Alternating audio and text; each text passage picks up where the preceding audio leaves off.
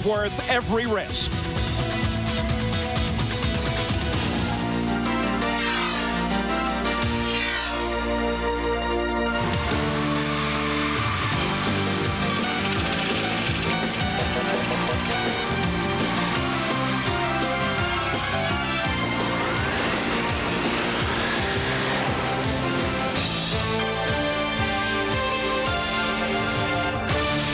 Well, today here in Nazareth, it's the biggest crowd ever for the Bosch Spark Plug Grand Prix as the Indy cars are ready to take to the track again. A beautiful day today, but yesterday, practice and qualifying was rained out, and so they are lined up in order of the point standings with Nigel Mansell on the pole. Let's go trackside and Gary Gerald.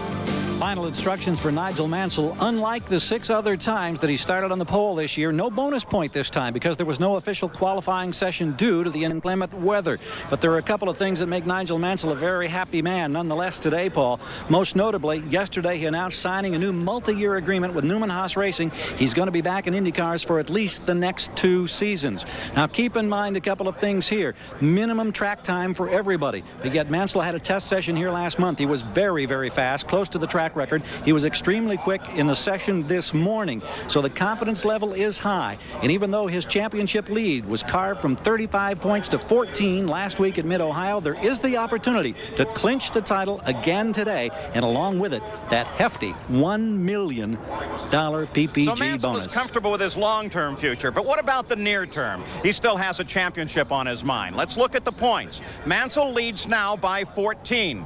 Emerson Fittipaldi must score well here today if he wants to stay in the championship. It's a do-or-die situation. Mansell, if he wants to be the champion today, must leave here 23 points ahead of Emerson Fittipaldi. Now let's consider the track. We call it a tri-oval, but the race car tends to see it more as a road course. Well, if it is an oval, Mansell has scored 75 of his points on ovals. But if it's a road course, Emerson Fittipaldi has scored 107 points on road courses. Added to that, Fittipaldi is twice a champion here. And this track is owned by his car owner, Roger Penske, so he may have an advantage. But Derek Daly, in this championship, much has changed in the past 2 weeks. It really has. About 2 weeks ago, it certainly looked as if Nigel Mansell had a firm grasp on this IndyCar championship, not just because of his own superb performances, but also because his main rival, Emerson Fittipaldi, seemed to falter and lose momentum at a critical time of the season. Now, last week at Mid-Ohio, not 10 seconds after the start of the race, Nigel Mansell hit the back of Paul Tracy, sending Tracy slightly sideways, bending his own left front suspension, effectively taking him out of that race. Fittipaldi went on to win, so that move by Mansell has now effectively opened up this championship again and left it up for grabs. Now, something else Mansell will have to contend with this afternoon is Paul Tracy, I believe, will now act under team orders to try and help in whatever way he can Fittipaldi to win this championship. All in all, it leads to a very exciting afternoon in the Indy cars. When we come back, a superstar returns while a great engine manufacturer leaves. The Bosch Spark Plug Grand Prix is brought to you by Robert Bosch Corporation, makers of the Bosch Platinum, the ultimate spark plug. And by Budweiser, fresh, pure, natural, proud to be your Bud. Everybody anticipating the start here, the drivers on the pit road. So many stories developing in the last few weeks. Let's get an update now. Trackside again. Here's Jan Beekes. Paul, on Tuesday, Chevrolet announced that at the end of the season, they'd be withdrawing from IndyCar competition. But that doesn't mean you won't see these engines in the Indy cars. The Chevrolet A, B, and C that are built by Ilmor Engineering will still be supported by Ilmor. Now, Ilmor is also building what would have been the Chevrolet Indy D, and it'll be known next year simply as the Ilmor Indy 94. Chevrolet has powered the PPG Cup champion every year since 1988. It's now in Emerson Fittipaldi's hands to see, will Chevrolet leave with another driver's championship? Now, they have qualified here by order of the point standing as they came to this track.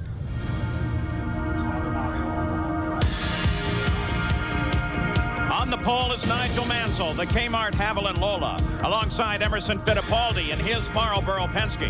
In row number 2 is Raul Boisel, the Duracell Mobil 1 Lola, and Paul Tracy in another Marlboro Penske. The third row, Bobby Rahal in the Miller Genuine Draft, and Mario Andretti in a KMART Texaco Lola.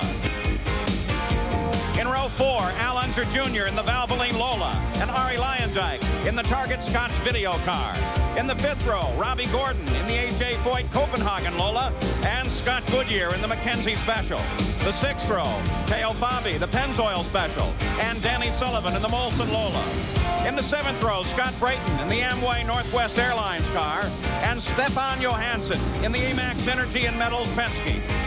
In the 8th row, it's Eddie Cheever in the Budweiser Rolla, and Willie T. Ribbs in the Service Merchandise car. The 9th row, Robbie Buell, the MyJack car, and Brian Till in the Say No to Drugs Penske. The 10th row, Mark Smith in the Craftsman car, and Hiro Mashushita in the Panasonic Lola.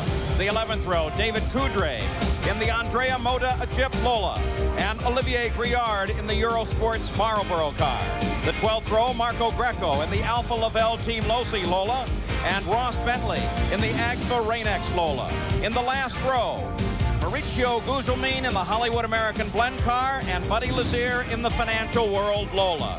Now, one of the big stories here this weekend has been Michael Andretti. He left a year ago. Last year, Michael made a long-anticipated move to Formula One.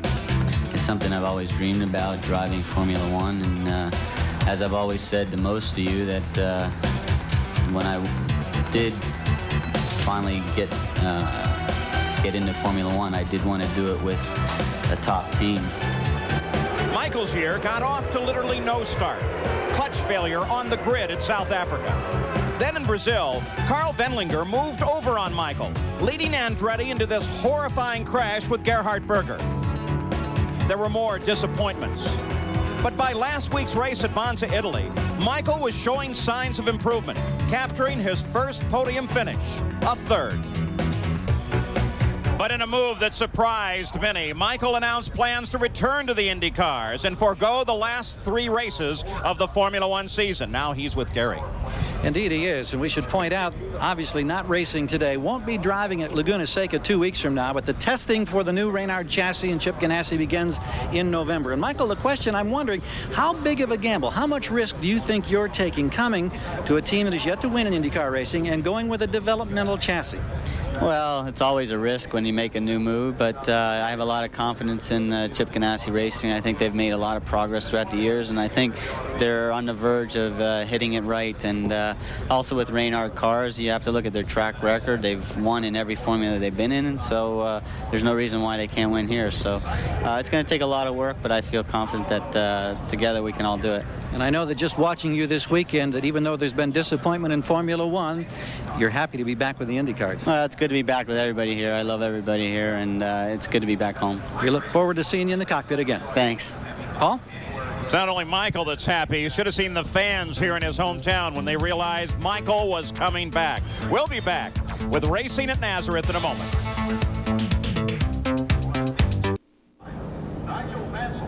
Back at the Bosch Sparkplug Grand Prix, Ben Dixon of Bosch Corporation has just given the command to start engines, and already they are rolling behind the PPG pace cars. Plenty of onboard cameras for you today, of course, riding with Nigel Mansell. Will he leave here as the IndyCar champion and make history in doing so? Also back in the field, other onboard cameras available to give us full coverage of this race course here today. Danny Sullivan carries an onboard camera, both this one that looks head-on at Danny and one over his shoulder. And then Bobby Rahal, one here last year, carries this nose cam, which seems to receive a lot of praise and compliments because it gives the most realistic view as to what the driver himself may see in the cockpit. We mentioned that the weather was not as pleasant as it may be. In fact, it rained all day yesterday. The weather looks good here today. Here on the line, 200 laps, 200 miles, first pit stops, depending on yellows, coming about the 65th to the 70th lap. Today, the weather, no factor whatsoever. Beautiful skies overhead. It should be a magnificent afternoon. They're strung out single file right now as they bring the tires up to temperature, and we're very, very close to going racing here. But first, let's go down to the pits and Gary Gerald. Paul, a quick note. Following the session this morning, Paul Tracy had problems with an engine. They changed the engine. They got it into the car. They got it tested. Now they'll find out how effective it's going to be. But there's concern because this is not the Ace race engine. This is number 2 in the series. And they're just waiting to see how well it will perform. He'd been happy with the way the car was working this morning.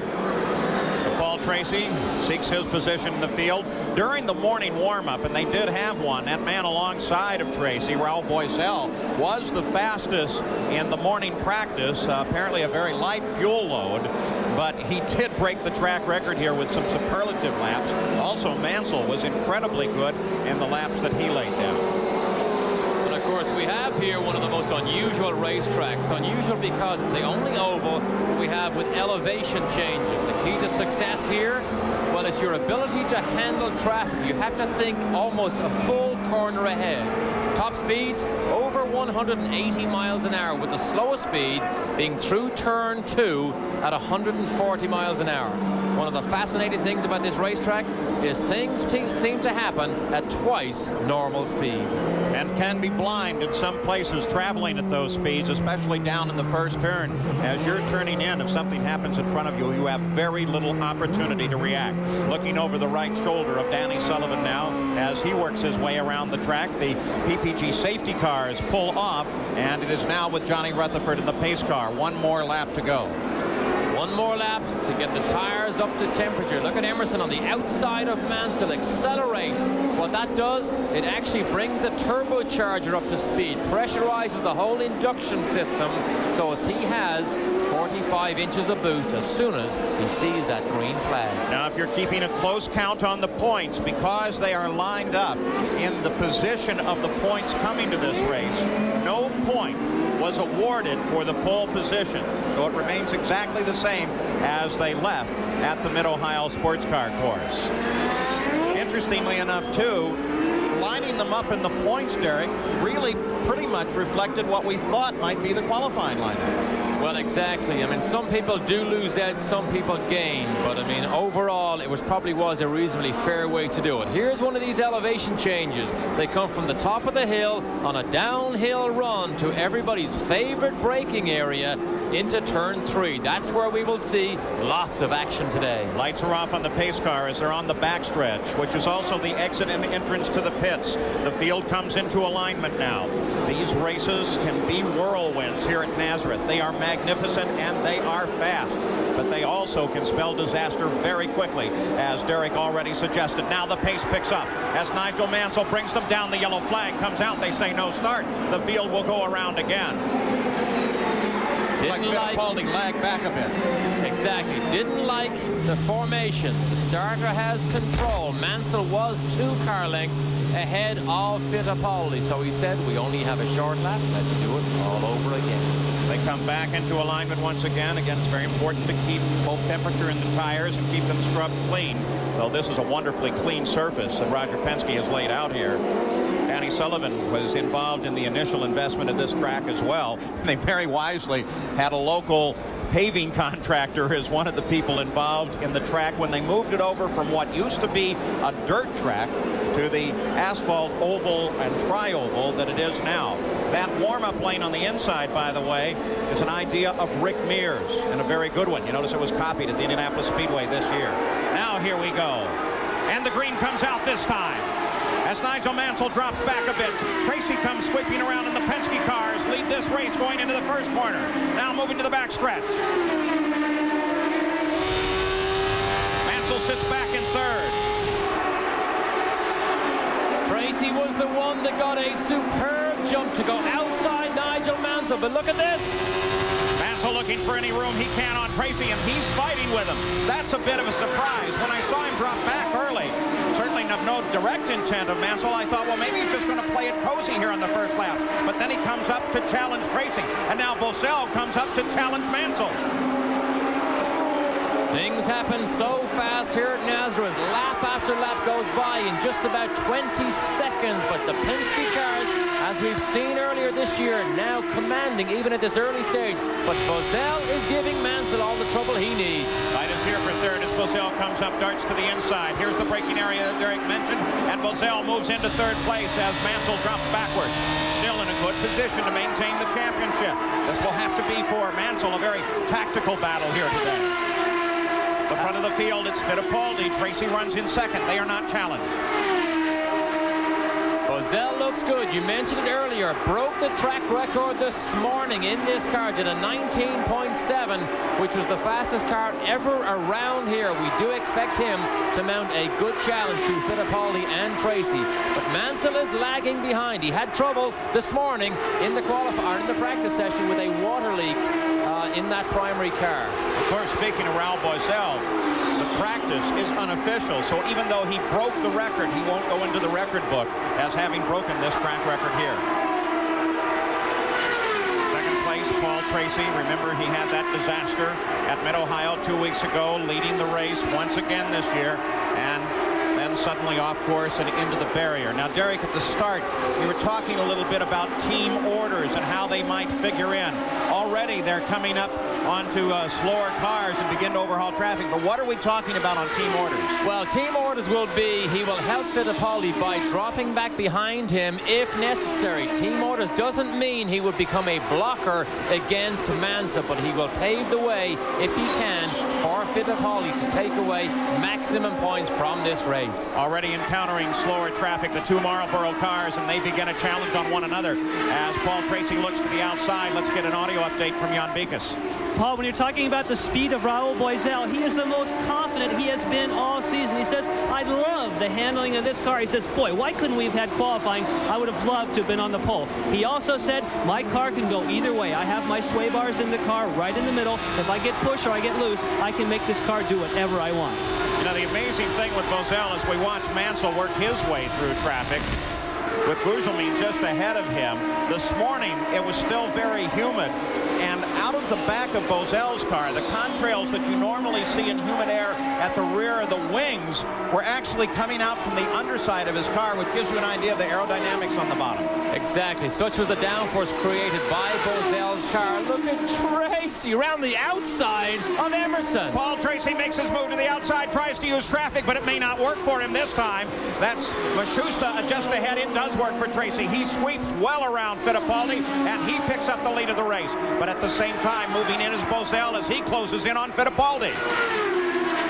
Well, he obviously thinks he can be more help to Emerson by getting clear of this traffic at the moment. An interesting move by Tracy. So the lead changes as Fittipaldi gives way to Paul Tracy. And now Fittipaldi has Raul Boesel just behind him and ready to challenge. So the lead changes here in the early going with 11 laps complete.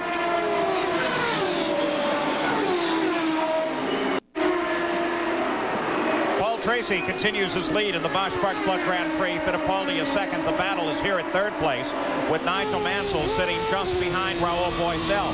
In that exchange between Fittipaldi and Tracy, Fittipaldi lost 4 points, something he can't afford to do, and brings us back to the whole team orders issue as Nigel Mansell tries to move to the outside of Boesel. Almost gets pinched to the wall. They split a slower car just in front of them. Whoa! We said it earlier, trying to anticipate traffic and using it to your advantage can play a major role here at Nazareth in the outcome of this race.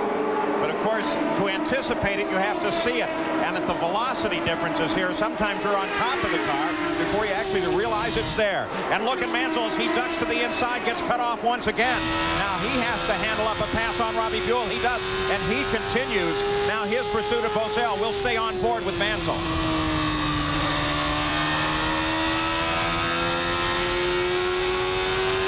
Turn one, it should be flat. Yes, it is. This is uphill.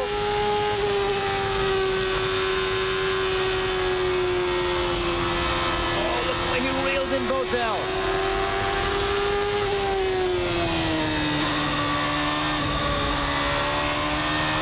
Jan Beekes, you have an update.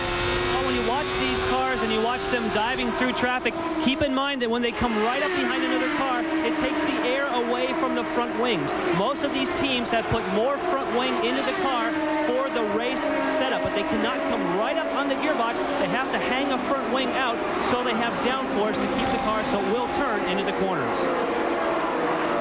Continuing battle for third as we look back to the lead of the race. Fittipaldi and Paul Tracy. Paul Tracy is the leader. And they both, of course, encountering traffic as well. So you get an idea here of the speed and how busy it can be. As look at them work their way around Stefan Johansson. And they are both 93 Penske's here, but Johansson obviously does not enjoy the same type of comfortable setup that Tracy does. But look at the traffic jam here as they go uphill over the top at turn 2 and then the downhill run to the braking zone. And of course, if you are the fast car in overtaking, well, you can be surprised by a sudden move. By the same token, if you're a slower car, the leaders can come up on you very quickly, and that's one of the things the leaders have to look for, is to feel like there's an awareness in front of them. Moving back to Nigel Mansell in his battle with Raoul Boisel. This is the fight for third. Arie Luyendyk, by the way, runs in 5th right now. Ray Hall is 6th. 7th is Scott Goodyear. In 8th is Robbie Gordon, followed by Eddie Cheever and Mario Andretti. One of Mansell's strongest points, and we saw it in over-track races earlier this year. He is superb in traffic. Whoa. Look at this. Matt Schuster gets a shake of the fist from Mansell. Mansell was going to go outside, realized he couldn't do it, inside couldn't do it. Shake of the fist, and away he goes. Schuster here in the early laps has been running right down the middle of the track. That kind of move has occurred more than once. Now it's occurred with Mansell. And Mansell was not at all happy with it. By the way, Raoul Boisel is the fastest car on the race course thus far. He is turning laps on a full fuel load in the 20s at 20.9. Boisel is still embroiled in traffic here. Mansell seems to be able to take the chance just a little bit more than Boisel and is able to keep up with him. Danny Sullivan we see beside him running very slowly, or just behind them. So as the field strings out now with 26 laps already complete, 26 miles of the 200-mile scheduled distance, we have been green flag all the way. We started with Fittipaldi jumping to the lead, and look at Mansell. Mansell and Boisel coming to battle once again. And again, Mansell is able to hold the position. But Boisel is very definitely there and very eager. Remember that Boisel sits 3rd in the points right now and wants to protect that position as well. Paul Tracy is still our leader here in Nazareth. At the Bosch Sparkplug Grand Prix, we look at the interval leaderboard, and to correct the comment at the end of the last, of course, Nigel Mansell is in 3rd place ahead of Raoul Boisel, but you can see in the right column there the seconds and tenths back from the leader, Paul Tracy. Still very, very tight at the front of the field, but the fight is here with Raoul Boisel now being challenged by Arie Luyendyk. Remember, this is a car that next year that Luyendyk is driving now will be occupied by Michael Andretti. Luyendyk is not scheduled to return to the Ganassi team. So today a drive for him is an opportunity to show other sponsors and other owners that he deserves a ride with them next year. And he is looking for employment, but he's about to get the position inside Boisel. Picks up an excellent opportunity, moving on Al Unser Jr. and moves around Boisel, sitting just in front of him now, the Craftsman car. That's Mark Smith. It is not a factor in this battle, but definitely a factor in the opportunity of Luyendyk to move up. Scott Goodyear now closes in on Boisel, and that is a fight as well. Boisel may be in trouble. If Goodyear can reel him in that quickly and get around him, as he does, Boisel must have a problem. Clearly in trouble. The good handling he enjoyed earlier has gone away from that car now. We've seen some earlier pit stops, so I would not be surprised to see Boisel make a stop at the first opportunity that's available to him. 34 laps already complete. As they roll him off quick here, Scott Goodyear now looks for an opportunity around Luyendyk. Begins to worry him at the back of the car. This is a battle for 4th place. Goodyear was not fast this morning during practice. Didn't like the handling of this car. If they started it on grid on practice time, he was way down in 15th place. They made changes to that car. It is back on Coney shock absorbers, and that car is much better. But look at Robbie Gordon now. Robbie Gordon now coming up on the back of Raoul Boisel as well. The question, of course, Jan Beekes, maybe you can help us. What might be wrong with Boisel? Boiselle has called in the car is getting loose, Paul. The track seems to be getting loose because we had 2 cars come in when we were away from commercial. Mauricio Guzman as well as Danny Sullivan both came in, said their cars were very loose. They got adjustments. They are right now making tire pressure adjustments to Raul Boiselle's car for the pit stop. But they don't want to come in now. They'll wait for that pit window, which will open about 60 to 62. The worst possible handling situation you can have on an oval is for the car to go loose, because you cannot simply back off. It gets scary. It may jump away from you. So a loose condition is something that worries every driver between the concrete walls here. And is part of that the fact that they had so little practice time this morning? They didn't really know where they could get the car set up so that it would dial back toward loose? That's the problem. You can't run this number of laps during practice consecutively. They now have 38 laps run consecutively. That's the problem. Moving up to the battle for second place now as Mansell comes up and begins to challenge with Fittipaldi. Battle for the track, battle for the championship. Paul Tracy is just a few hundred yards ahead. There's Fittipaldi. You can see the rear wing of his car. Look at Mansell. He weaves left. He leads light. There's Rahal sitting just in front of them. Oh, this is a great fight. I'm sure Emerson would love to have Tracy back there to help him, to block, to be a bit of a blocker on Mansell, not necessarily to block him trying to make a pass, but I'll tell you what, support from your teammate in this situation when you're under attack is welcome. And once they got around Rahal, did you see how fast they pulled away? Now they swing, fighting traffic again as Fittipaldi moves up to the outside of Johansson, and Mansell loses ground. Bad run in traffic there for Mansell. He was all over Emerson, and suddenly within 1 lap, we said it earlier, it happened so fast here, suddenly he loses almost 2 seconds. Continuing under green flag racing, 41 laps complete. Tracy still the leader. Fittipaldi was the early leader. He now runs in second, and Mansell has broken off contact for the moment. So it's static at the front of the field as the battle of the championship continues.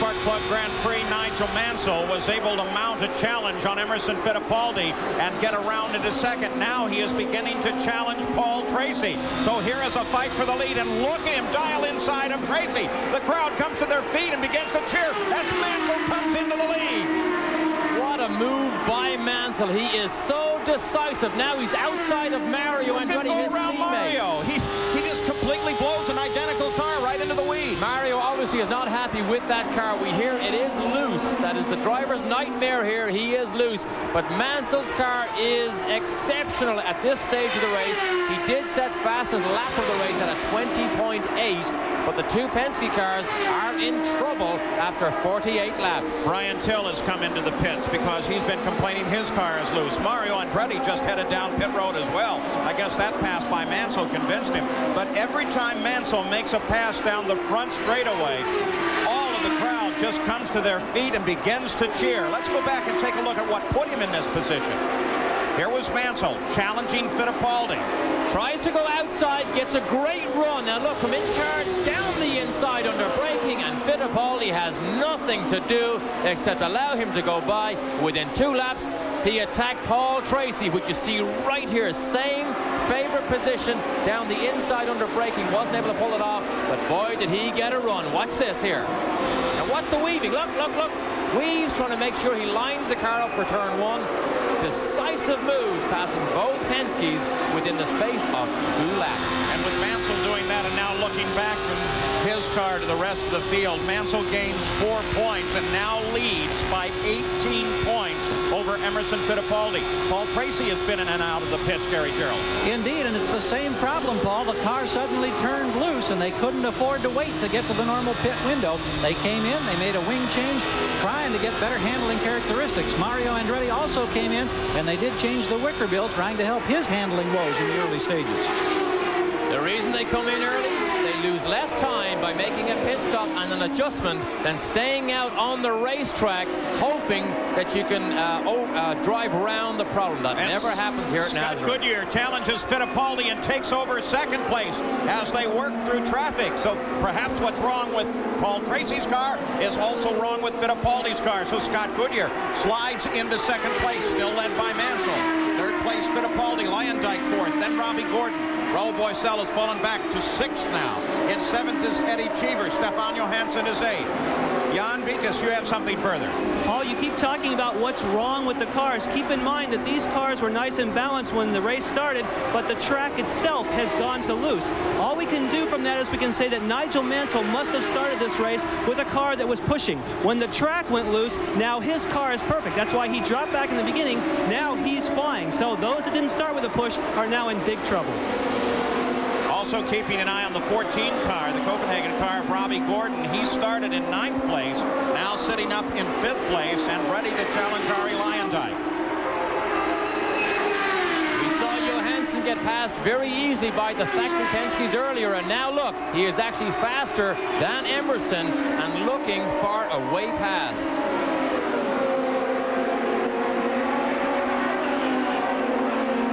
Bosell now moving in position with Eddie Cheever moving around him. Look at Cheever there, the replacement driver for the remainder of the season for Roberto Guerrero, and he just went around him like he was standing still.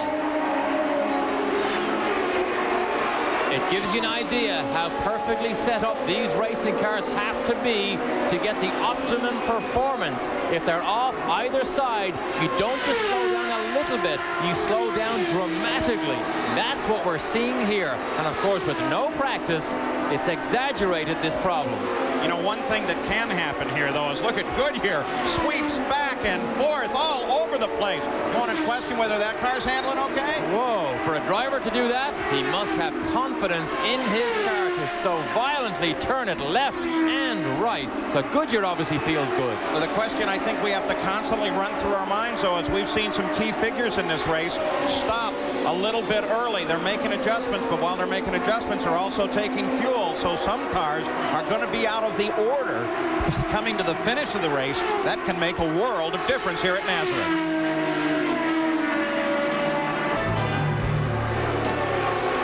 Back at Nazareth, the Bosch Spark Plug Grand Prix, as they continue to fight their way through traffic. And just any second now, we ought to see some of the key players in this race head into the pits.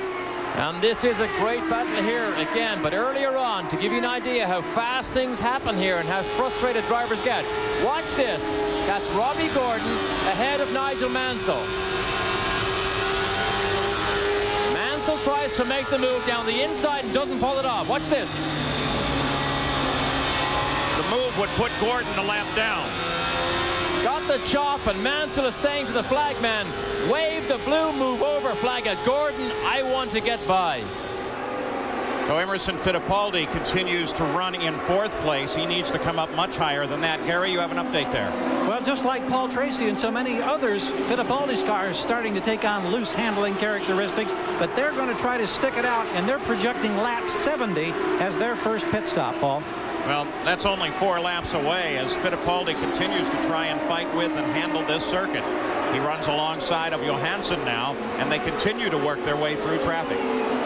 We just saw Al Jr. peel off into the pit lane there. Very slow today, was not confident he could get that car handling to his liking. But Emerson seems to have been able to hang on to this handling problem and will definitely try and rectify it during his pit stop. Pit stops here, of course, so critical because in 19 seconds under green, they're around and back on the start-finish line. It takes 15 seconds to refuel the race car, 12 seconds if they're doing it really fast. So your chance of losing in the pits is critical here. Fittipaldi, he sits 22 points now behind Nigel Mansell. That will not help him toward a championship here today. If he falls one more position further backwards, then Nigel Mansell can go away from here with the championship.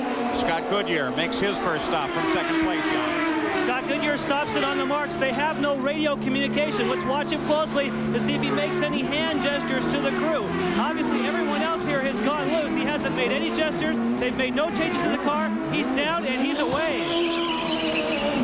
Well, the McKenzie car goes back into the fight. The first of the leaders to make his stop. Mansell leads this race. Ari Luyendyk picked up 2nd place with the stop by Goodyear, then Fittipaldi, then Gordon, then Johansson. And here comes Fittipaldi as he rolls, keeping very conscious of the speed limit. Into the Penske pits, down at the far end, very close to the exit of the pits. In fact, he pulls out of here and makes a left, and he is on the pit lane immediately. And when they finished changing the tires. There's the adjustment. This is the front wing. They elect to go front rather than rear. Probably takes some downforce out of that car, hoping to give him the necessary balance. So in 13.6 seconds, Fittipaldi makes his stop, rolls back into the action, but the time spent in the pits, he fell well behind. Of course, everyone will have the same penalty, but the penalty is controlled by the skill of the pit crew. Nigel Mansell is now on the pit road, the leader of the race, as he rolls down again all the way through the pits and very close to the exit before he will come to a stop at Newman Haas Racing, Gary Gerald. He comes in, starts his stop. Gary? Yes, indeed. 3 pits from the exit. They're not expecting any changes. Nigel questioned on the radio, we're told, whether or not they might make a wing adjustment. They have not. And boy, does he smoke the tires getting out of here. So Mansell comes back into the fight. When you make no changes on that pit stop, it means you are in good shape here, particularly when everybody around you seems to have troubles. Mansell and his engineering staff, led by Peter Gibbons, have come up with a very good setup for Mansell to try and clinch this championship with. KMART, Haviland, Ralola back into the fight. Nigel Mansell was the leader as he came in. Let's get an update on Arie Luyendyk's stop. Jan Beekes? Paul, when Arie Luyendyk came in, they made a very quick stop at the Chip Ganassi crew, but the fuel probe stuck when they took it off. They pulled it back over the wall, and it was spraying fuel on the other side. A very scary moment, and then it snapped shut. They haven't lost too much fuel out of the tank. It's not a fire hazard, but a scary moment for Ganassi Racing. Remember, it's methanol fuel here on the Indy car. It's not gasoline, but still, it can flash into flame, and when it does so, the flame is all but invisible. Remember Herm Johnson's fire in the inaugural Michigan 500. Mansell back, threading his way through traffic. His ability to slice through traffic is enormous compared to most other drivers here. That is a big advantage that Mansell takes into this cockpit every time he gets in on an oval. And of all the key stops now complete, Nigel Mansell remains the leader with Scott Goodyear in second, Stefan Johansson. Back at the Bosch Spark Plug Grand Prix, Raoul Boisel is heading out of the pits after his stop. Mansell is the leader. The second part is Scott Goodyear. Arie Luyendyk is third. Johansson was able to hold off 76 laps before he made his stop in the pits, and that of course dropped him out of third place and well back in the order. We have been under green flag running since the start of the day here. A remarkable run and very, very fast. The fastest of the cars is Nigel Mansell. In second place is Goodyear, who has been quick, but he can't keep up with Mansell. Al Unser Jr. is in the pits. Obviously, because the cowling is off, there's something seriously wrong there. And when they disconnect the driver's helmet, you know his day is over. Lots of talk about what he will do next year. He told me he, in fact, has not signed anything yet, although there is a firm belief that he does have a contract agreement with some new team. Stefan Johansson was reacting to the black flag, which brought him in for a pit speed violation. And now, after making his stop-and-go penalty in his pit box, heads back to the race. The leader is still Mansell. He still has plenty of traffic ahead. I mentioned Al Jr., some new team to him, obviously not a new team to IndyCar racing. And he's one of the big question marks in where he does go next season. And the rumors have continued to fly left and right about where little Al ends up. Of course, you'll remember at Mid-Ohio, we asked many of these drivers, oh, where are you going next year? So, oh, I'm going somewhere. I'm just not sure. Well, I don't want to announce it. Well, I think when the domino effect Danny Sullivan on the pit road will definitely start this weekend. Now that Michael Andretti has made his announcement and Mansell has made his, you will see in the next 2 or 3 weeks all the available seats suddenly, I think, being filled. Danny Sullivan rolls in fairly slowly to a stop. You wonder if this car has a similar ailment to that car, his teammate Al Unser Jr. Remember New Hampshire? Danny Sullivan, the handling was so bad that he elected to actually take the car into the pit lane and park it for the day because he said he was a danger to himself and to everybody else on the track out there with him. This time he's going to keep at it as he goes back into the fight. And look at the traffic in front of Mansell as he comes up and passes Emerson Fittipaldi. Not just yet. More traffic. Ashusta figures into it here. Bet he gets another wave for that one. Well, you can clearly see Mansell never hangs back. There is no There is no conservative moves here at all being made by Mansell, even though he does have a championship lead to try and protect. This is vintage Mansell in attack mode all the time. That's why so many people enjoy watching this man on the racetrack. Fittipaldi is the fourth place car, just ahead of Mansell. And Mansell wants to lap him. Mansell wants to discourage him psychologically if he can and say, look, I can put you a lap down. You're not just in fourth, you're a mile behind. Well, whatever team orders that Penske may have had or may have instigated with Paul Tracy, he needs a lot of help now, because the handling of this car is not going to put them in a position to realistically challenge Mansell at the moment from what we can see. Averaging 156 miles an hour, well above the race record. And look at Mansell just sweep around Fittipaldi, puts him a lap down, and continues his surge forward. Al Unser Jr. out of the race now with Gary Gerald. Indeed. Junior, there was a lot of heat buildup, and you were smelling something. You thought your car was on fire. Was that the case? Well, I believe so. I haven't really checked into it yet, but the electronics, it smelled like the electronics were burning up. And then my dashboard went out, and then the engine started missing real bad, and then on my end lap, it just quit running totally. So everybody's handling characteristics seem to change so abruptly in this race. How about from your seat? Oh, very much so. My car went off really bad, and it's just from the lack of running. You know, we got rained out yesterday. We have zero practice. You know, we had a half hour this morning, and then a 10-minute break, and then another half-hour session.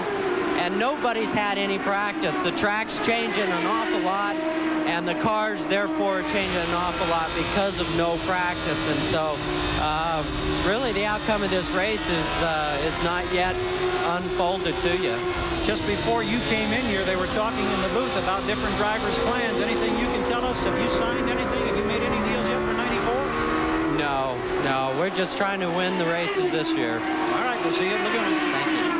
Well, he's in one that he isn't going to win. He isn't going to finish. One more to go for Al Unser Jr. and the rest of the IndyCar contingent at Laguna Seca, California in 2 weeks. Nigel Mansell still leads it and is the class of this field. And Al Unser Jr. was here for the official kart test several weeks ago. They were half a second off the pace then. So obviously that was a prelude to the difficulties they have experienced through this weekend here. So the order now, with 95 laps complete and they approach the halfway point, is Nigel Mansell. Michael Andretti watching from the Ganassi pits. Jackson will join Chris for extensive highlights. The highlight here at Nazareth, Pennsylvania in the Bosch Park Plug Grand Prix is Nigel Mansell. He's literally driving away from the rest of the field.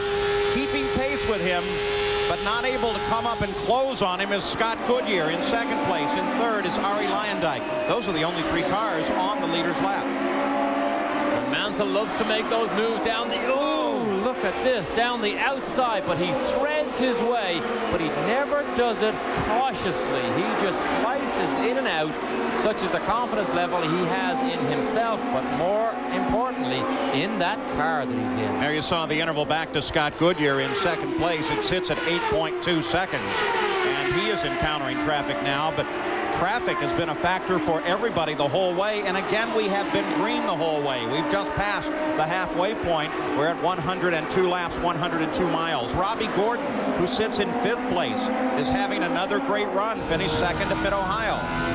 And looking strong here today. Another driver we still don't know where he ends up next year. And that was the back of Rahal that we were having a little peek out from. And Goodyear, you saw him move to the outside and in a flash makes the pass and pulls away. Things happen so fast here at Nazareth. That is Bozell now creeping down the inside of Mario, who is having a terrible day. Could be an interesting battle developing here, though, as Robbie Gordon comes up behind Scott Goodyear. Not a battle for position, but Gordon has been so spectacular in traffic all year. Now he pulls away from Goodyear, and he pulls up into the traffic. Goodyear looking to the fast lane to fight. We look now at sixth position as the fight with Paul Tracy, Eddie Cheever. Tracy obviously making great headway since his earlier stop. Remember, he is still out of sequence on the pit stops, but he just takes that position away from Eddie Cheever, who is another man to miss out tremendously on no practice time here because he has had 0 laps in this car on an oval track. Brand new car, brand new team to him. Only one race under their belt as he replaces Roberto Guerrero. And how long long did that race last?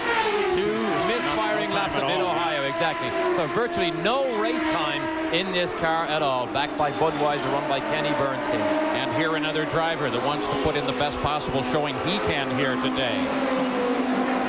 Robbie Gordon continues his battle with Eddie Cheever, not a battle for position, or with Scott Goodyear, not a battle for position, but still an entertaining fight on the course. Jan, you have an update on him? Yes, he is the only driver that did not say that he had the car go off like everyone else. They said they had a neutral car at the beginning, and the car is still neutral. I'm not sure how you can do that with all the other Lolas getting loose, but right now, Robbie Gordon, very happy. Robbie Gordon doesn't know what a loose car is. Because when a car is sideways, he loves it. That's the way he can drive it. His talent level is so high, he can drive a car loose without any trouble at all, even between these concrete walls. But look at Goodyear down the inside. Scott Goodyear, as he almost loses the back end as they head down to the inside, he continues to hold off Gordon. Now that was inches, maybe even a quarter of an inch, because Goodyear, or Robbie Gordon, did not want to back off too much behind Olivia Grillard, and he just tried to squeeze down. That's why you saw those tiny little movements of the steering wheel, but however, Goodyear was gone. Mansell still runs away with it, looking for a championship in the Indy cars. In second place is Scott Goodyear. Let's take another look at this, Derek. Coming out of turn 2. Here it is, coming out of turn 2. There's Robbie Gordon. He tries to squeeze in, hoping to stay alongside Goodyear. Oh, he actually hits him. Can you believe that? At 175 miles an hour, they actually brush wheels on the run down to the braking zone. Well, well, well, you don't often get away with high-speed wheel touching like that. Tracking the championship, if he can stay right here, Nigel Mansell will make history here at Nazareth today. He needed to be 23 points ahead of Fittipaldi at the checkered flag. Right now, he's 25 points ahead of Fittipaldi and has picked up the bonus point for leading the most laps. 112 miles, 112 laps are complete of the 200-lap scheduled distance. And they are running under green flag with the very real possibility now of going green all the way to the checkered.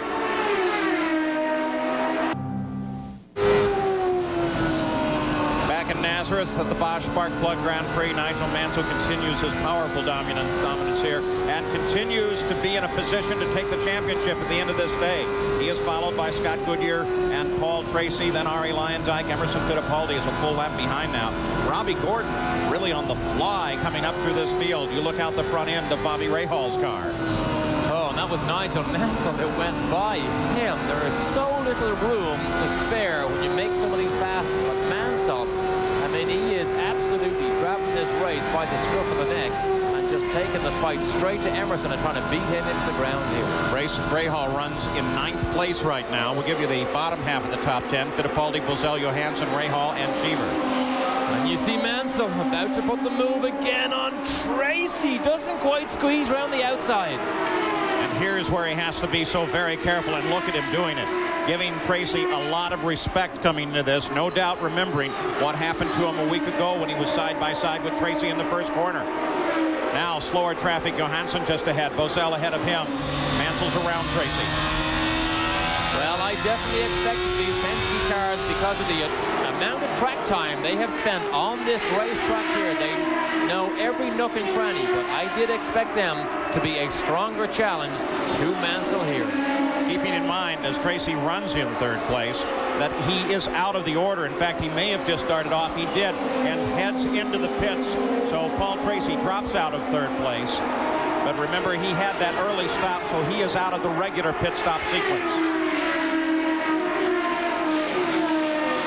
Traffic jams that you see here are just phenomenal. There is so much going on. There are 3 or 4 different race cars here at any time. Gary Gerald is in Paul Tracy's pit. We watch as this crew springs into action, Derek, and this they would hope would be their last pit stop, but I don't think without the help of a yellow they can get to the distance, because as you said, they're out of sequence. Routine stop. He's moving, but moving slowly. Now the clutch engages. We had him at 15.2 on the stop, but then he may have lost another second or two trying to get out quickly. Well, it would not appear that he could carry this car all the way to the end of the race. You're absolutely right, Gary. We'll keep track of Tracy because he is out of the sequence. Remember, Arie Luyendyk snatched off a victory here, being out of sequence. And just in the last few laps of the race, when all of the leaders were in for a splash of fuel, which is what is necessary here, Arie, being out of the sequence, moved up in the order and suddenly had the lead with just 2 laps to go and took the win. Fastest car so far on the racetrack is Mansell, 20.8. But you know, Scott Goodyear is only a tick slower, 20.9. But I don't feel that Goodyear is able to do those type of lap times as consistently as Mansell. When Mansell gets into traffic, he is decisive. Tracy comes out in 6th position behind 5th place Emerson Fittipaldi. You're looking at Teo Fabi. A little further down in the order, a battle for 11th place. Another one of the drivers people were talking about. What's he going to do? Well, he is going to do a photo shoot next week for Pennzoil. That would suggest to me that he will be with this team for next season. Just ahead of him, 10th place Eddie Cheever. And Fabi looking for any opportunity on Cheever to break into the top 10. Learning curve for Cheever here, learning as he goes. This team came here for the test, but they had Roberto Guerrero in the car. They ran very well, but Cheever cannot always drive this car with Guerrero's setup. Update on Eddie Cheever, Jan. Paul, he's radioed in and he has said, Eddie Cheever has said the car is getting very loose. The track seems to continue to get more and more loose. He says the car is so bad, he thought a couple times that he had cut a tire. The crew says, Eddie, stay out there, stay out there. We got to get to the next pit window. Penske cars come moving around. Teo Fabi moves down to the inside, lets them through. Cheever continues his battle on the circuit, and Mansell continues to lead. We are still under green flag with 128 laps complete.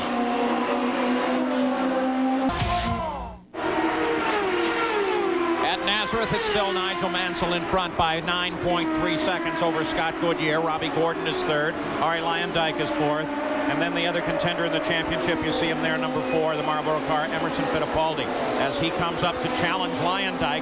And in doing so, he comes up 1 position in the field. Let's get an update on Arie. Jan Bigas? Paul, he's another one that's called in with the car getting loose, and the crew has radioed back and says, take your roll bar, your front anti-roll bar, and go full stiff. That makes a stiffer front suspension. They'll give him a little more push. Hopefully will even out the car. Well, Fittipaldi moved around him, picked up 4th place on that last lap, so he continues to struggle with his car. Now being challenged by Paul Tracy. Again, a fight for position. Tracy runs in 6th, Luyendyk in 5th. Behind Tracy is Stefan Johansson, then Bobby Rahal, Raul Boisel, and Eddie Cheever. That rounds out the top 10 for you. Fastest car on the track now is Scott Goodyear. He's beginning to pick up the pace a little bit. Still not closing in tightly on Mansell, but it could be a contest before this race is over. And that would be a very interesting wrinkle in this race. He's less than 4 seconds behind Mansell, and I would have thought Mansell has a lot more to lose by going head-to-head with anybody, and Scott Goodyear, of course, has a lot to gain by giving everything he has and trying to go for the win. What about Scott Goodyear, Jan Bikas? Paul, he is one of the few drivers that did not come here for the sponsored IndyCar test. So they had to come here just starting with their Phoenix setup. Right now, he's running a car that started with a Phoenix setup, which I guess for most cars would push, but for him, it's worked out perfect today. Well, that Phoenix setup gave him the pole at Phoenix, though it didn't fare as well in the race. As Luyendyk comes in, they make the changes to the car, hopefully to get it handling again, and he picks up what should be his last load of fuel. Let's remember that. Remember how he pulled off his last victory here. Mansell is still in the key position to score the championship at the end of the stay. He is 23 points ahead of Emerson Fittipaldi. Here's 2nd place Scott Goodyear in the pits, Jan. Scott Goodyear has come in, Paul, just when we finished that report. It turns out, believe it or not, he has a little bit of push. They went too far. You just saw right now, they put a half a turn of front wing into each front wing. He's got all the fuel. Scott Goodyear underway. On the 139th lap, look at Eddie Cheever as he almost gets around him just before the blend line, but then tucks in behind him. Notice the changes they're making. Half a turn is what Jan told us they made to Scott Goodyear's car. Now, you or I way to look at the car, could not measure half a turn. But that is how sensitive these racing cars are. At speeds approaching 180 miles an hour, that half a turn makes a very big difference out in the corners. Nigel Mansell still in the key position. Now what does he do? He stays right here. He's in the right position to get ahead of Fittipaldi, take the championship here today. He has one more stop to go. The crew is there. You see them waiting for Mansell to make it into the pits. Now we can't afford any errors. But he can do nothing more than he's already done. He runs in the lead of the race. Everything now is up to Fittipaldi. He needs consistency. Be careful as we watch Robbie Gordon make his last pit stop. But most of all, Nigel Mansell now needs mechanical reliability. He's had it most of the season. Here's the man who can challenge him. He needs to close 1 point in. Did you see what happened there? The wheel nut actually rolled down. That was the spare one. The front man threw it back to him. However, the right rear man already took his spare off his belt and stuck Fittipaldi's right rear wheel on. Well, they do work together well. Mansell out in front. Scott Goodyear in second after the stops. Gordon is third. Fittipaldi is still fourth. Now everything in the championship is in the hands of Fittipaldi, assuming that Mansell continues running in the lead and his car stays reliable. Teamwork plays such an important role here because things happen so fast on the racetrack. You have to be so calm and collected when you bring your car into your crew members, but then they have to do everything just perfectly right. Go back and take a look at Emerson Fittipaldi's pit stop. Talk about teamwork. Watch the right rear tire. And watch the wheel in. Look, it rolls down. The left front man sees it, throws it back, and continues on his way. Being aware of the team is what makes Roger Penske's outfit so successful. It's Rick Reineman working on the right front of that car, very aware of what's going on around him. Now, in that round of stops, Paul Tracy was able to get around Fittipaldi, and Tracy now runs in fourth. Look at Mansell as he battles with Gordon. He comes off, peels onto the pit road. This will be his final stop of the day. We'll come back to that Tracy Fittipaldi story in just a moment. As Gary Gerald, here comes Nigel Mansell. Will he end this day a champion? Tommy Wirtz waving him into position. Boy, he glides in and he hits it beautifully. He's learned this whole business of IndyCar pit stops so well. The biggest problem on the ovals for Mansell this year, he says it's claustrophobic. He gets dizzy. We've had no complaints along those lines today, and they've made no changes to the car again. He's out of here in 14 seconds. That $1 million is looming bigger all the time. Talk about claustrophobic. Maurizio Gugelmin, his quote on Nazareth was, "It's just like playing a video game. You're in a little box going round and round with very small movements of the steering wheel, just like being in a video game." Perfect stop by the Newman Haas crew. Mansell into the pits in first, out of the pits in first. Now he must maintain position. So the question going back to Fittipaldi and Tracy is, will now team orders come into effect? Will Roger Penske order Paul Tracy to pull up short, let Fittipaldi pass, and try to get him into a better position? Just as you suggested at the start of the show, we will keep track on that situation, and we will keep track of this ongoing battle for the championship. For the moment, it looks very much like Nigel Mansell. Today's coverage of the IndyCars is brought to you by Ford and your Ford dealer. Have you driven a Ford lately? And by new advanced high-tech formula Quaker State Motor Oil. It's formulated for today's high-tech engines.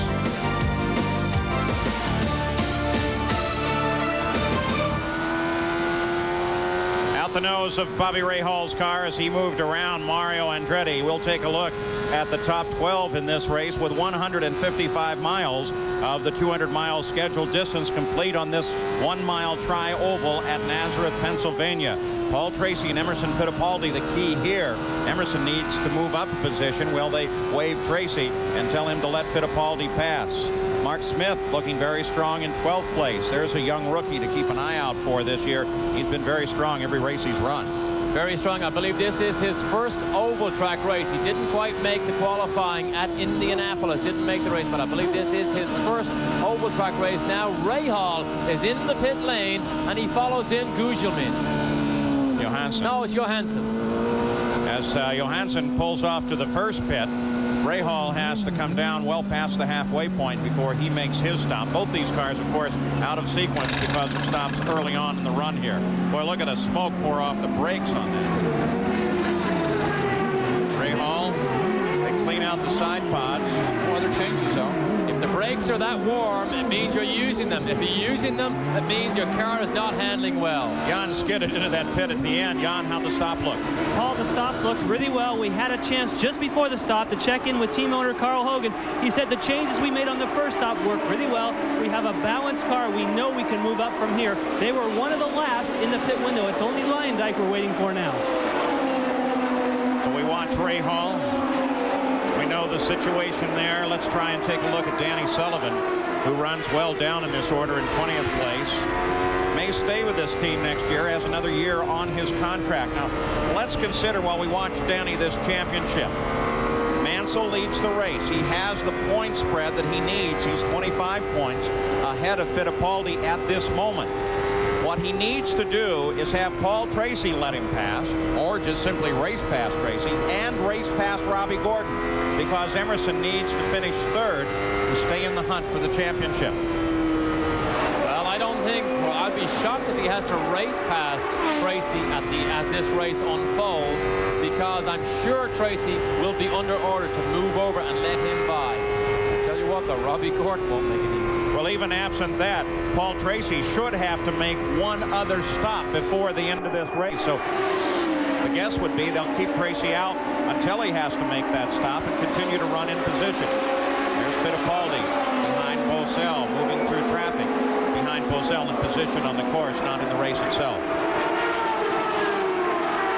We know this goes internationally. We also know that the Penske race shop in Poole in England, they have a big screen TV where they bring the employees in to watch their work out on the racetrack. Today, they're not having the type of day that they would really like to see for all their efforts in England. 75 people works in Roger Penske's race shop in Poole in England. It must be a nice sensation to sit across an ocean and watch a car that you put together and perform here in Nazareth, Pennsylvania, though. I bet they wish it would perform just a little bit better right now. And just a little bit is all it needs sometimes, because just a little bit extra is what Mansell has over everybody. Well, over most people, he has a lot more over a lot of people. Well, we continue to run green flag, and because we're running under green flag conditions and have right from the first lap, we are running at a record pace of 176.6 miles an hour. The race record is 148 miles an hour. That was the average speed there at 160 laps, and Nigel continues to pick up the pace. 3 lead changes. The single caution was the waved off start, but of course the first lap counted as a lap under caution. So Nigel Mansell may in fact be on his way to making history with an IndyCar championship back-to-back with his Formula One title. He still runs in the lead, well ahead of Scott Goodyear, who is in second place. Robbie Gordon, with another great performance, sits in third place. And then Paul Tracy and Emerson Fittipaldi, the Penske cars. You see Emo just ahead there as he runs ahead of Bobby Rahal. Emo has clear track to run, but look at Rahal come up to try and get a lap back from Fittipaldi, and he does so. So Fittipaldi is struggling. It's the team against the Mets. In the Bosch Spark Plug Grand Prix here at Pennsylvania International Raceway at Nazareth, Nigel Mansell still in the key position to take the championship. He sits right now 25 points ahead of Emerson Fittipaldi. One assumes that Paul Tracy has yet to make a pit stop and will fall out of fourth place. That will move Fittipaldi forward, but the position he really needs is currently occupied by Robbie Gordon. It's third place. Second place here continues to be Scott Goodyear. The traffic jam continues here as Emerson tries to pick his way through. You got to be very careful. That's Mark Smith in last year's Penske that Emerson now trails through turn 2, up over the top of the hill and the downhill run, the fastest part of the racetrack. Mansell could be within 10 minutes of a championship now. Let's look for him as he comes through traffic. There he is. The red number 5 continues to roar on here. A man who has this year driven his first oval and mastered the ovals. He's been incredible, as he is here today. And he has everybody in a firm headlock at the moment, trying to get a submission. Mansell is being brutal here on his competitors. He is superb and in total control. Up inside Johansson, but still, look at how careful he's been playing it. None of that solid attack into the field now. Now he senses that victory just down the road, and more important, that championship. In third place, it continues to be Robbie Gordon, Jan Lucas. Jan? Paul, you talk about being delicate in traffic. Robbie Gordon is called in and has had a couple of big moments. He said he almost got put in the wall by Danny Sullivan, and then just a couple of moments ago, he just on his own got squirrely and almost tagged the wall. He's trying very hard, knows that he's running in third place. His car owner, AJ.FOYT, had a little surgery this past week, is watching at home. Wonder what he's doing with the TV set. I'll bet he's yelling and screaming and cheering Robbie on. Well, I'll tell you what, his blood pressure is up, because that is now 3 incidents that Robbie Gordon has had. 2 we didn't see, but 1 we clearly saw earlier when he hit Scott Goodyear on the run down to turn 3. Red number 5 still on the charge. 180 laps complete. 20 miles to a potential championship, a historic championship. Now he's taken on some care. Very careful with Johansson just ahead.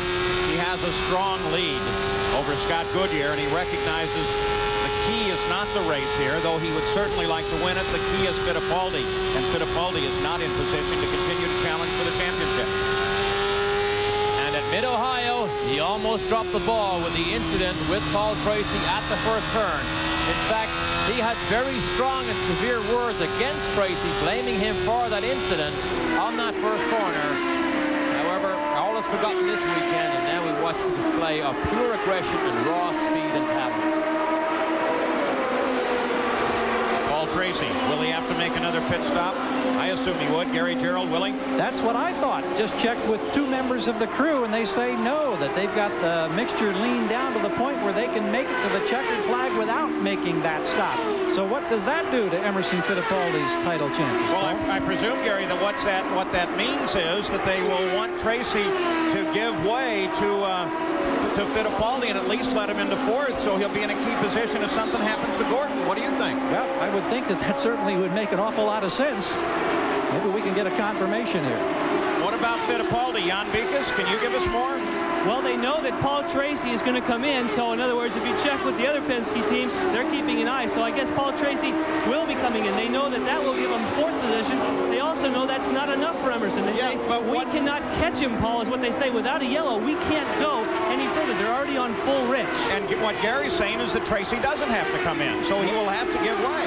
Well, according to what, I mean, they're right next to each other. I can see Gary from here. He is checking with Tracy's team. They say, no, we don't have to stop. You check with Emerson's, they say, yes, Tracy is going to stop. So it's anybody's guess. So the Penske team, they're still in competition with one another.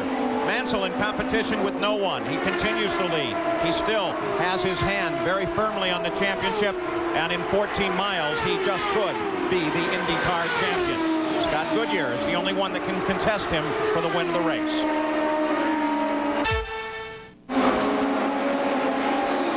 This is the man that can make the difference in the championship. Number 4, Emerson Fittipaldi.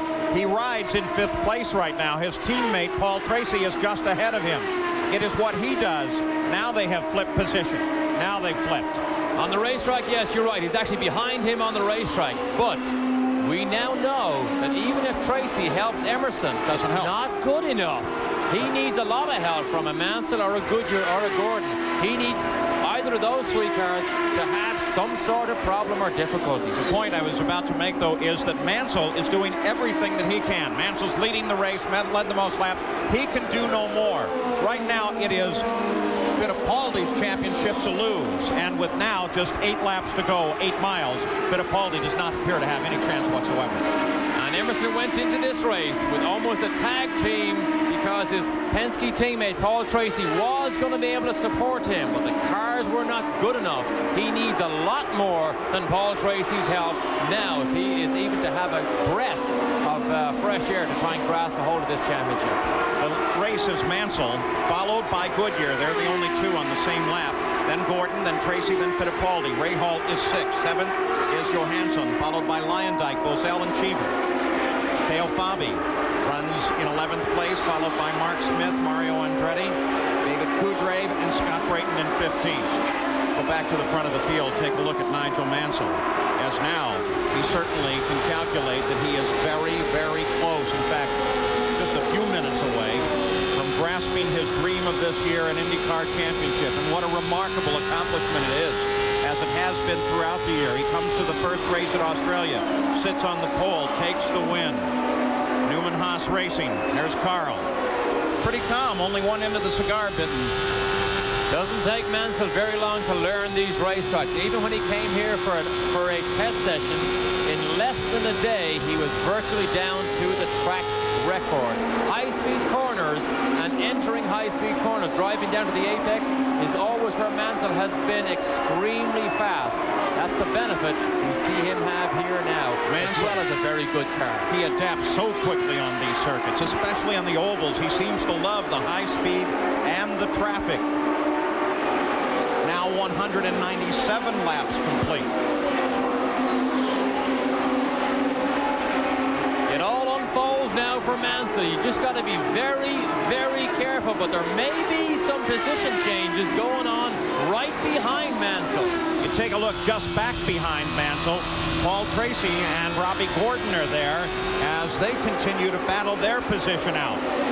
There's Mansell as he moves around. He should see a white flag next time around. A white flag not only on this race, but now less than a mile to the IndyCar Championship. Paul Tracy got around Gordon, and Tracy now sits in 3rd, the position that Fittipaldi wishes he had. There's the traffic jam there that includes Tracy, but Emerson is the key. He cannot get close enough to Gordon to make a difference to have Tracy help him. The final lap now being run at Nazareth, and there is the checkered flag for Nigel Mansell. The KMART Haviland Lola takes the win, and in doing so takes the IndyCar Championship. A piece of history in the making here. Paul Tracy pulls alongside, gives a wave of congratulations to Mansell. Paul Newman, accepting the congratulations from his team members, reaches up to say thank you to Carl Haas for yet another great and successful championship season, this time with their new rookie. He can now, without any question, take any rookie stripes that may be around anywhere off, because he goes from rookie to champion. Nigel Mansell. And already they've got the hats out, Gary. Here's Paul Newman down here exchanging greetings with Carl Haas. Paul, can we get a quick word as we congratulate you and this team on an IndyCar championship? It's an extraordinary year. My hat's off to him. Can you believe how this guy adapted to the ovals? Really extraordinary. Awesome. Yes. And I guess the great thing is you've got him back for a couple more seasons. Yes, sir. All right. Well, we're going to have some awful good racing next year. We look forward to it. Congratulations. All right. Nigel Mansell rolls into the winner's circle, taking the race in the Bosch Spark Plug Grand Prix and taking the championship as they wave the Union Jack here in Nazareth. Bring it down a little bit. Indeed, at Victory Lane, Nigel Mansell has been going around hugging every member of the team and the crew that he can find. Nigel, I don't know when you decided that you were going to make the commitment to go IndyCar racing, if you seriously entertained thoughts that you might be able to win a championship in your rookie year. Did you? Ooh, not really, no. But I mean, I dedicate this championship to the Newman Haas team, and especially all the boys, because they've just done a fantastic job, and it's a moment for me. You talked, when you announced the signing of a new contract yesterday, about how important one of your former car owners, Colin Chapman, had been in your life, and you said that Carl Haas has taken a place right alongside now as such a person of such importance. You can see the friendship in the team. I mean, we're one big family. I mean, Carl's here now. Show the hat, show the hat. Unbelievable. You didn't win it by And And now Peter Gibbons, the chief engineer on the team. Mansell savoring this moment with the emotion.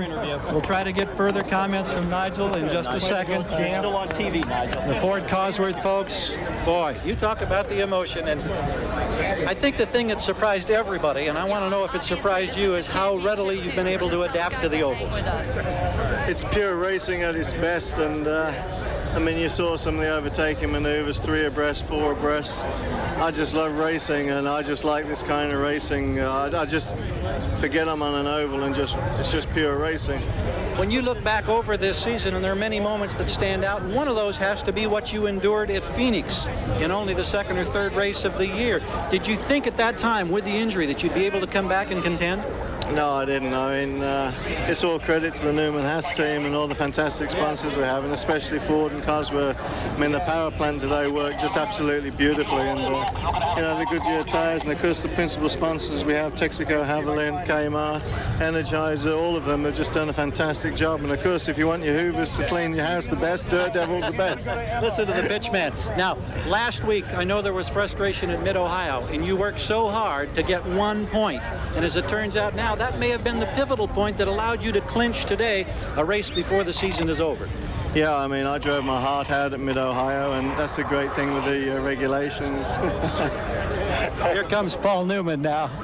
I think you get the idea of how much it means to this team. And keep in mind, a new contract signed yesterday. Nigel, we look forward to seeing you in an IndyCar again, not only next year, but for a year beyond that at least. Congratulations. Hey, thank you, and congratulations to the team and the boys. The mechanics just did an absolutely outstanding job all year, and it's all credit to them. Time to savor it. Thank you. All right, from Formula One champion to IndyCar champion in such a short space of time. Let's go to Jan Beekes. Another driver that's savoring a great run today. You started 10th, Scott, and moved up to 2nd place. Great run.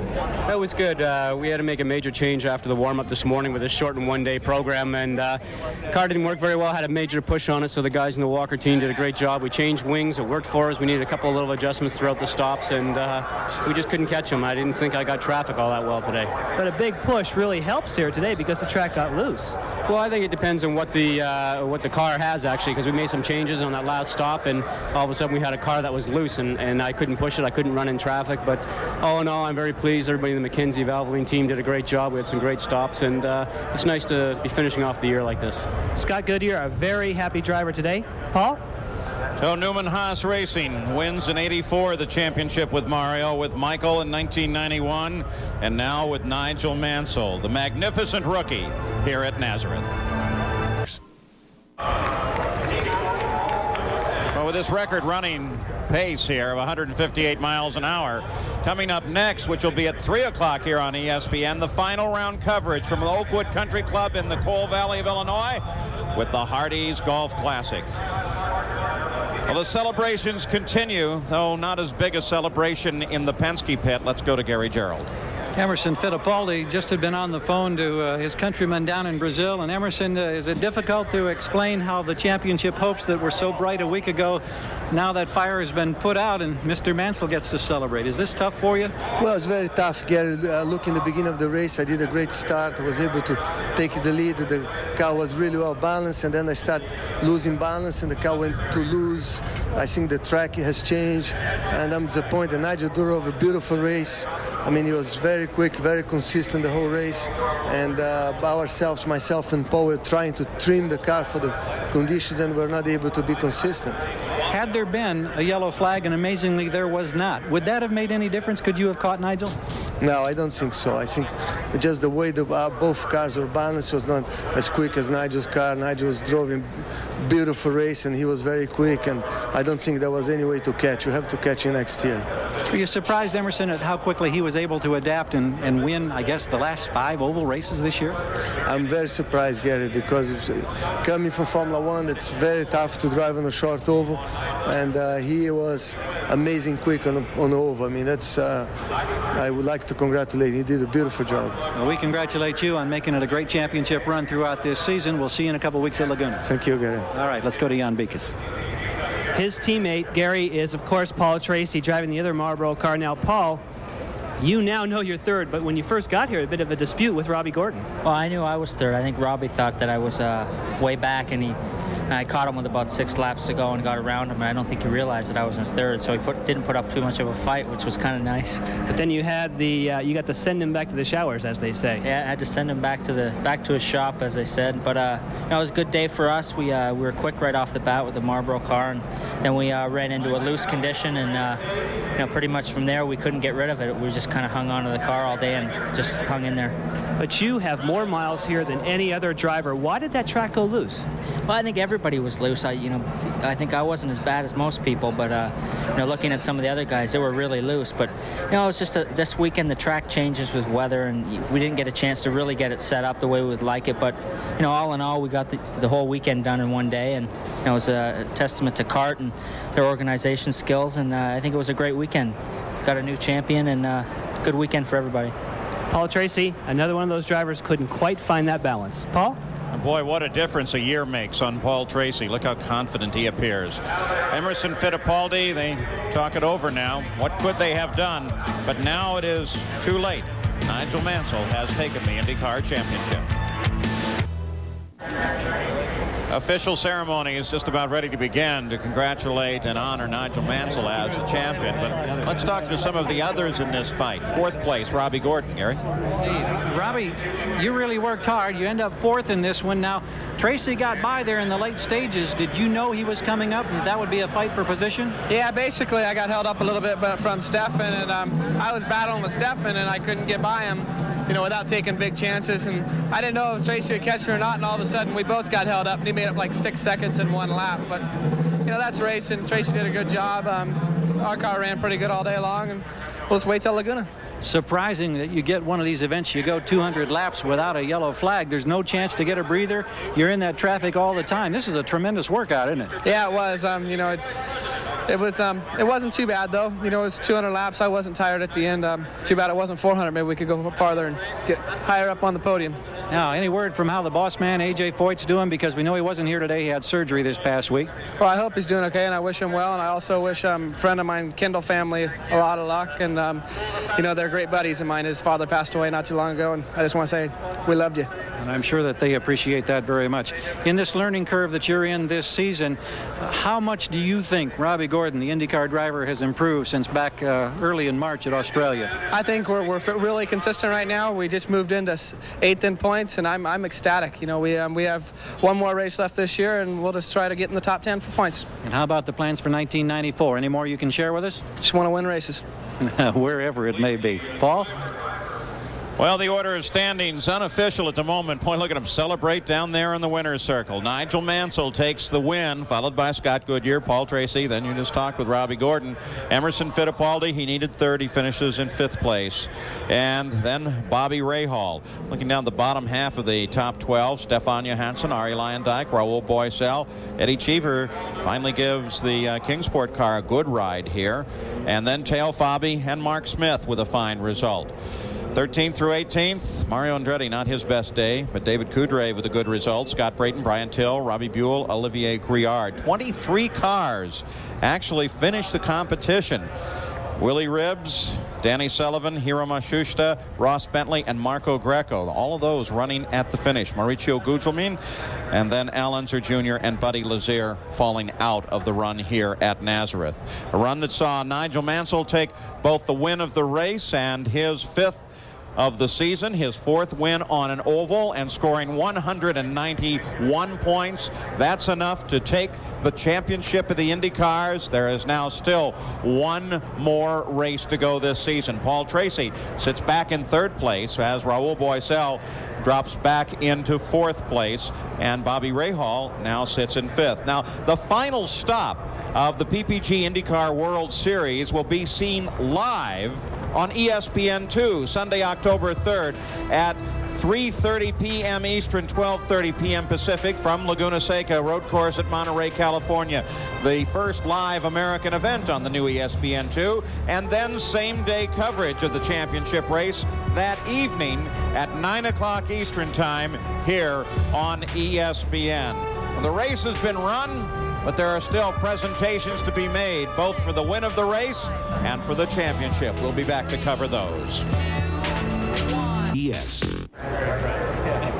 Here in Nazareth at the Bosch Sparkplug Grand Prix, they're getting ready for the formal presentation of the PPG Cup to Nigel Mansell as he takes his first championship. And an interesting fact, because Formula One is not yet resolved, here stands Mansell holding 2 championships at the same time.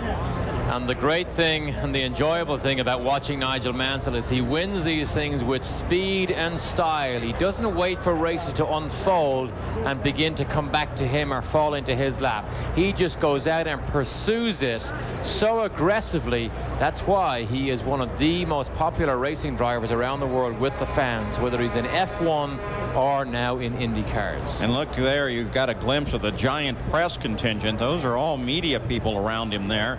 Look at them, all their cameras, the photographers. That's actually located in between the warm-up lane and the pit road, so that requires special credential to get in that particular area. It gives some idea of what Mansell has done in terms of drawing the international press, and now with these broadcasts going to 100 nations around the world, it has truly become a remarkable global network. But now a champion. Let's go to Gary. Our customers, it's my pleasure to present you with the PPG Cup. Congratulations. Well, thank you, and it makes me very, very proud indeed, and I can thank you on behalf of all the drivers for your involvement in this World Series, and I just can't thank enough people, so just thanks everybody and all the people who should come from Europe here today. It's a very special day for me, as you're all aware, and I'm just glad everyone shared in it. Thank you very much. Great season. Tom Craig making the presentation to Nigel Mansell. That's a heavy one, Nigel. Be careful. He got ready to hoist it for some official photos here, being congratulated by Craig.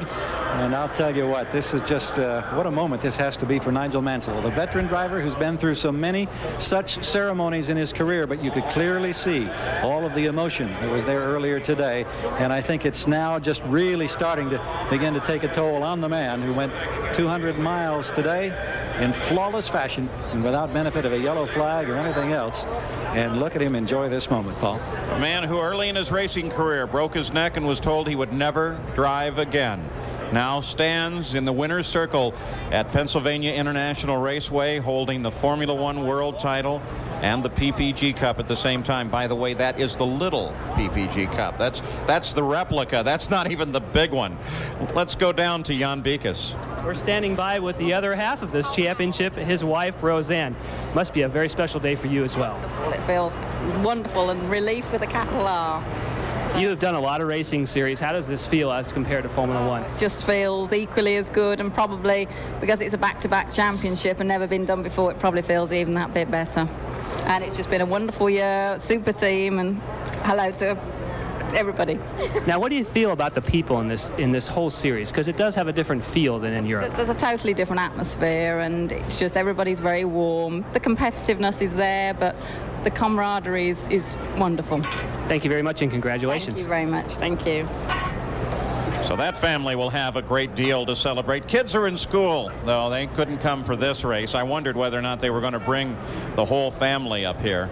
Nigel Mansell now standing for all of the official photographs here. Tremendous press corps assembled as Nigel Mansell. Plenty of folks over from Europe who have come here to watch him take the IndyCar Championship.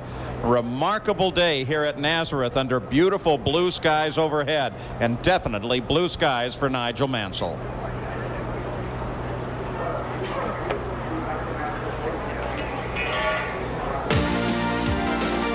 Coverage of the Bosch Sparkplug Grand Prix has been brought to you by Valvoline. People who know use Valvoline. And by Goodyear, #1 in tires.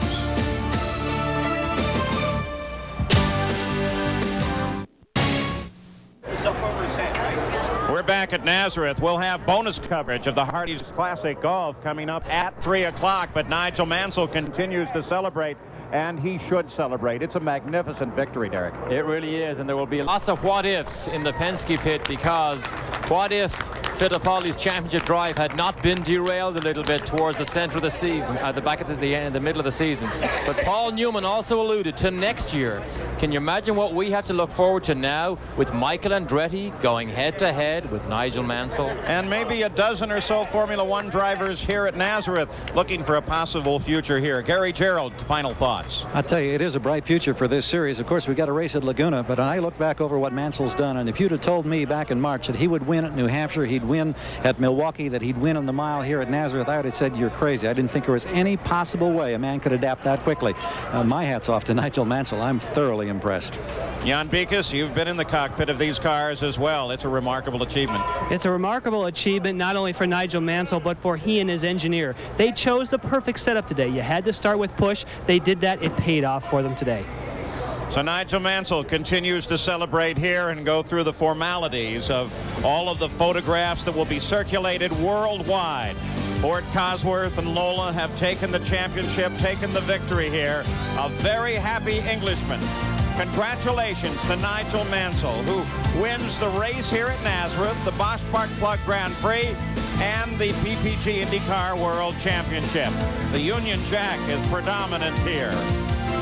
5 now equals number 1. Mansell is the